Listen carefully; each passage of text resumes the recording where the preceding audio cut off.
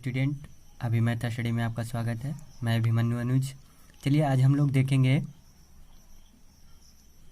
Real number, वास्तविक संख्याएं। देखिए आपको बहुत ही इम्पोर्टेंट क्वेश्चन है जो हर एक साल पूछे जाते हैं बोर्ड क्लास में। देखिए क्या है, सिद्ध करें कि 1/√2 अपरिमेय संख्या है। 1/√2 अपरिमेय संख्या है। तो यहाँ पर देखिए कैसे सिद्ध करेंगे, बहुत ही इजी तरीका है। और तो चलिए यहाँ से समझने का कोशिश कीजिएगा। तो चलिए यहाँ पर देखिए आपको क्या है, सिद्ध करें कि 1/√2 अपरिमेय संख्या है। तो यहाँ पर आप क्या कीजिएगा, सबसे पहले मान लीजिएगा यदि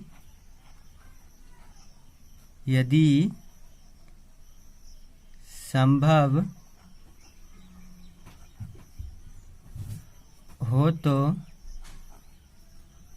हो तो माना कि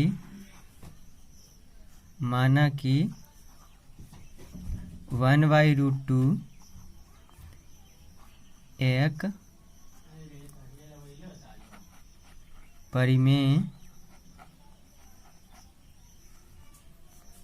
संख्या है। क्या करना है आपको, मान लेना है यदि संभव हो तो माना कि 1/√2 एक अपरिमेय परिमेय संख्या है। तो परिमेय संख्या है तो हम लिख सकते हैं, इसलिए 1/√2 = p/q। अब देखिए जहाँ क्या होना चाहिए, जहाँ p और q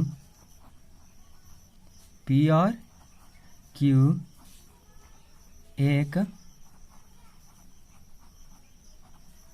पूर्णांक संख्या है।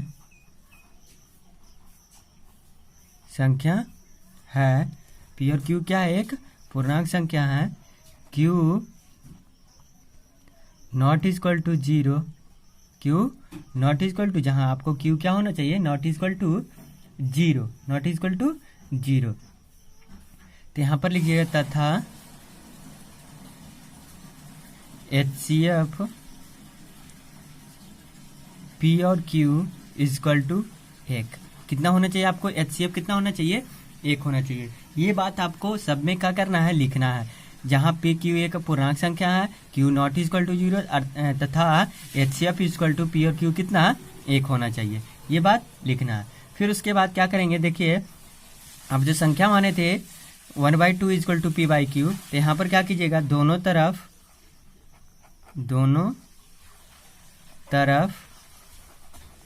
वर्ग करने पर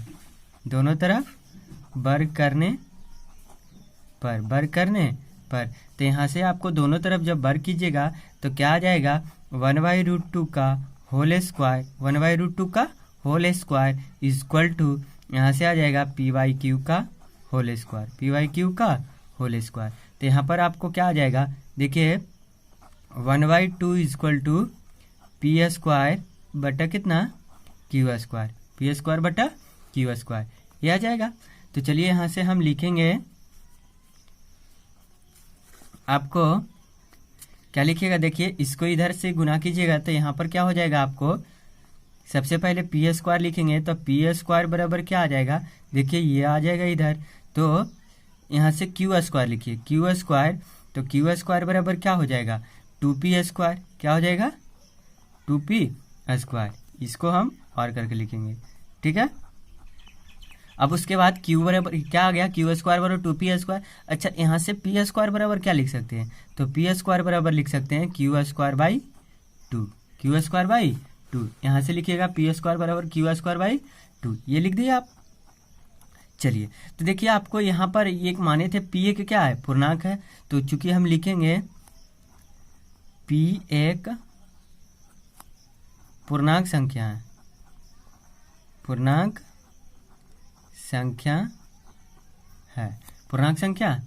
तो बताइए p एक पूर्णांक संख्या है तो p² भी एक पूर्णांक संख्या होगा, p² भी एक पूर्णांक संख्या होगा।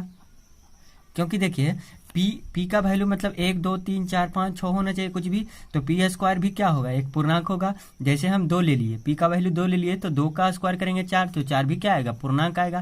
तो इस तरह से ये भी होगा पी स्क्वायर। अब देखिए ये पूर्णांक तभी संभव है, ये पूर्णांक तभी संभव है जब क्यू स्क्वायर का वैल्यू क्या होना चाहिए, 2 से कट जाना चाहिए। 2 से क्या होना चाहिए, कट जाना चाहिए, तब नहीं है इसका वैल्यू 2 4 आएगा। अगर ये क्यू स्क्वायर का वैल्यू नहीं कटेगा, मान लीजिए 5 यहाँ लिख दिए, क्यू स्क्वायर का वैल्यू 5, तो 5/2, तो पी क्या हो जाएगा, परिमेय संख्या हो जाएगा। 5/2 क्या हो जाएगा, परिमेय संख्या। तो क्योंकि पी क्या है, एक पूर्णांक है, तो ये तो परिमेय संख्या हो जाएगा ना। तो यहाँ पर क्या कीजिएगा आप, यहाँ इसका मतलब क्यू स्क्वायर ये तभी संभव है, परिमेय संख्या पी स्क्वायर तभी संभव है जब क्यू स्क्वायर 2 से कटना चाहिए, 2 से कटना चाहिए, तब ना पूर्णोपेन कटना चाहिए, तब ना ये आएगा पूर्णांक संख्या। तो यह लिखेंगे, यह तभी संभव है, क्योंकि यह तभी संभव है जब क्यू स्क्वायर 2 से विभाजित होगा। क्या होगा, क्यू स्क्वायर 2 से विभाजित होगा। क्यू स्क्वायर कितने से विभाजित होगा, 2 से विभाजित होगा। इसलिए क्या होगा, क्यू भी 2 से विभाजित होगा। क्या होगा, 2 से विभाजित होगा, क्योंकि जब क्यू स्क्वायर 2 से विभाजित होगा तो क्यू ऑलरेडी अपने आप 2 से ही विभाजित होना चाहिए। ठीक है, क्योंकि मान लीजिए क्यू स्क्वायर का वैल्यू हम 36 लिए, तो क्या ये 2 से तो विभाजित है, तो क्यू स्क्वायर 36 हो गया, तो क्यू का वैल्यू कितना हो गया, क्यू का वैल्यू आपको हो गया 6, तो 6 भी तो आपको 2 से विभाजित है। तो इस तरह से आपको क्यू स्क्वायर 2 से विभाजित होगा, तो क्यू भी कितना से विभाजित होगा, 2 से विभाजित होगा, ये आपको लिखना है। चलिए, तो यहाँ पर देखिए, तब ये स्पष्ट हो गया कि Q मतलब कितना होना चाहिए, 2 से विभाज्य होना चाहिए। तो चूंकि हम लिखेंगे, चूंकि देखिए यहाँ पर क्या हो गया आपको, Q बराबर 2K, जहां K एक पूर्णांक संख्या है, K एक पूर्णांक संख्या है। यहाँ पर देखिए आपको, मतलब इसका मतलब Q 2 से विभाजित हो गया, इसका मतलब उसमें 2 का गुणांक है। तो यहाँ पर क्या कर दिए हम, K बराबर 2K मान लिए, K बराबर क्या का मान लिए, 2K, क्योंकि देखिए K का मान कुछ भी रखिएगा तो ये 2 आएगा, जरूर आएगा, इसमें 2 आएगा। ठीक है ना। अब क्या कीजिएगा, दोनों तरफ वर्ग कर दीजिएगा, दोनों तरफ वर्ग करने पर तब दोनों तरफ वर्ग कीजिएगा तो आपको क्या आ जाएगा, देखिए यहाँ से आ जाएगा q square equal to 4K square. क्या आ जाएगा, q square equal to 4K square, और क्यू स्क्वायर का वैल्यू देखिए यहाँ पर से रख दीजिएगा। तो ठीक है ना, क्योंकि क्यू स्क्वायर बराबर क्या है आपको, 2P स्क्वायर, इसको समीकरण फर्स्ट मान लीजिए, 2P स्क्वायर, तो यहाँ से रख सकते हैं हम। ठीक है ना, क्यू स्क्वायर बराबर 2P square equal to 4K square, कहाँ से, समीकरण फर्स्ट से हम रख दिए। तब यहाँ से देखिए ये 2 दूना कितना कट गया, 4, तो आ गया आपको P square equal to 2K square आ गया। देखिए आपको आ गया ना, P स्क्वायर बराबर 2K स्क्वायर। तो यहाँ से देखिए K स्क्वायर बराबर क्या लिख सकते हैं, तो K स्क्वायर बराबर लिख सकते हैं P स्क्वायर बाई 2। अब यहाँ पर आपको पता है, क्योंकि K एक क्या है, K एक पूर्णांक संख्या है, K एक पूर्णांक संख्या है, तो K स्क्वायर भी क्या होगा, K स्क्वायर भी एक पूर्णांक संख्या होगा, क्योंकि K एक पूर्णांक है तो K स्क्वायर भी क्या होगा, एक पूर्णांक संख्या होगा।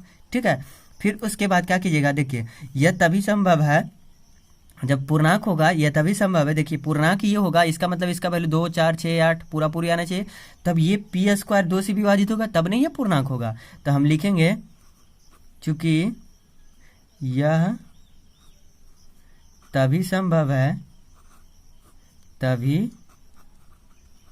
संभव है जब पी स्क्वायर 2 से विभाजित होगा। क्या होगा? 2 से विभाजित होगा, 2 से विभाजित होगा। अब 2 से विभाजित हो गया, इसका कहने का मतलब पी स्क्वायर 2 से विभाजित हो गया, इसका मतलब इसलिए ये पी भी क्या होगा? पी भी 2 से विभाजित होगा, 2 से विभाजित होगा, 2 से विभाजित होगा। देखिए मतलब P भी 2 से विभाजित हो गया, उधर क्या आया था Q भी 2 से विभाजित हो गया। तो देखिए आपको यह क्या मिला, तो यहाँ से स्पष्ट होता है, स्पष्ट है कि P तथा Q 2 से विभाज्य है, 2 से विभाज्य है। अर्थात लिख सकते हैं HCF P और Q इक्वल टू कितना? 2। P और Q इक्वल टू 2, क्योंकि हमको लाना था क्या? P और Q HCF 1 आना चाहिए, यहाँ आ गया कितना? 2 आ गया। तो हम कह सकते हैं देखिए,